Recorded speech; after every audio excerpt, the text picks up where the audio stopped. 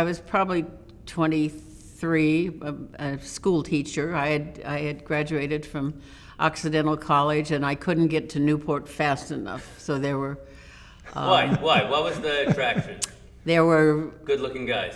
yeah, we had fun. 6 of us moved into what was it, 1510 South Bayfront, right on the corner of Abalone and Yeah, was that the right? house And is still there, shingled, finish, and hasn't changed. we moved in at noon, 6 of us, all teachers, and by 6 o'clock we had 60 people there for a party. And by the next morning, there was a realtor who was really funny down in the next block, and he was in there trying to evict us by the next morning, but we sure did have a good party.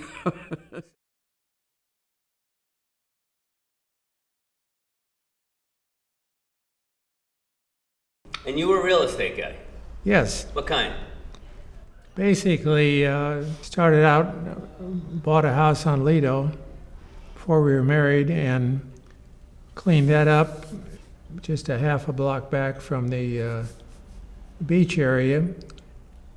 And that was, I paid $23,000 for it. I was active as a broker in commercial and in lending as a loan officer for a local company, and it was a fun time to be dabbling in real estate because you could buy a place for $50,000 and do something with it, and there was a lot of that going on.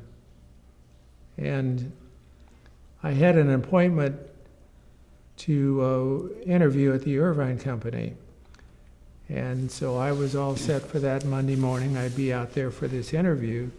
Well, I didn't bother because Myford Irvine, who was president of the Irvine Company at the time, either shot himself or was shot in the basement of the old house out on their rancho.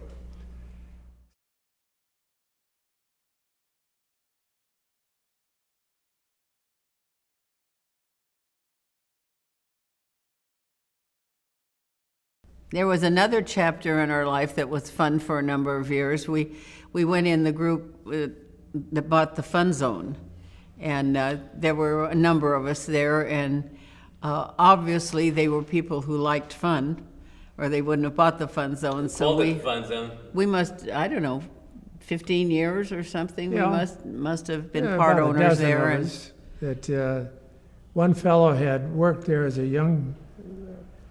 20-year-old, and here he was back, and he had bought it, and he wanted some partners to spread the cost. So that was it was a fun investment, and it produced very well.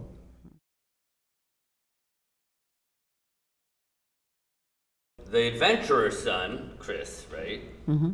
He gets it from you because you had a little adventure with the ferry boat when you were young, right? Yes, fair bit. Well, it used to be foggy here. I mean, Well, you really took foggy. you took the lady out and bumped into the pavilion, didn't you? No, I didn't actually. I turned before I got to the pavilion and went along the front of the docks there up to the ferry landing, turned in and let her off. And she kept looking at me in this quizzical face, where did you come from? Because I only worked summers and a little bit of Christmas.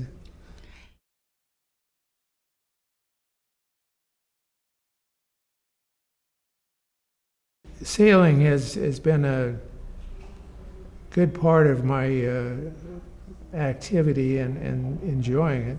The tradition continues because our Charlie, who is our only grandson, is, even as we speak, preparing for the Honolulu race. He will be taking a 32-foot boat with a crew of six.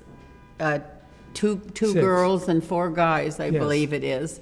Out of Newport Harbor. And Out of out of Newport Newport Yes. Harbor, and they will be doing the Honolulu race. And he just has returned from racing in Australia and New Zealand, and then he he does have a job and go to the office and work. He's 2 years out of college, and his boss said, "Well, then on your way home from from New Zealand, would you swing by Dubai and do a little business there? So, just while you're on the road, you might as well make something out of it. So anyway, but Charlie is becoming quite a name in the Welsh family to carry on the tradition of sailing.